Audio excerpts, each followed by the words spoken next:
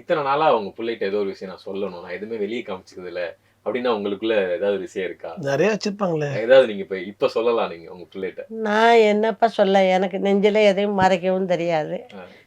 அவன் தான் எதையா என்கிட்ட எதுவும் சொல்ல மாட்டான். அந்த நான் 100 ரூபா மேட்ரு கேளுங்க அப்புறமா என்னன்னு. அவன் எதையும் சொல்ல மாட்டான்.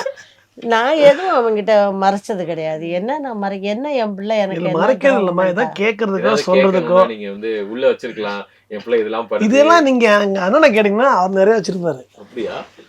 என் பிள்ளை எனக்கு பர்த்டேனா கேக் வெட்டுவான், புடவை எடுத்து கொடுப்பான். ம். என் மருமகளும் புடவை எடுத்து வந்து கொடுப்போம். அதெல்லாம் எனக்கு எந்த குறையும் வைக்க மாட்டாங்க. இவங்க இந்த அவங்க அப்பா வீடு அவங்க இறந்த நாள்ல இருந்து எங்க மாமனார் வீடு எங்க இறந்ததுல இருந்து இது வரைக்கும் அவன் தான் வாடகை கொடுத்துக்கிட்டு இருக்கான். இன்ன வரைக்கும் வாடகை கொடுத்துக்கிட்டு தான் இருக்கான் எனக்கு. நான் அங்கே குளத்தூர்ல இருக்கும்போதும் எனக்கு வீட்டு வாடகை அவன் தான் கொடுத்துக்கிட்டு இருந்தான். அங்கே கொடுக்குற வாடகையே இங்கே கொடுத்துக்கலாமா, நீங்க வாங்கம்மா அப்படின்னு சொன்னோம். இன்னைக்கு வரையும் வாடகை தெரியல. ஏன்னா இது மாமனார் வீடு.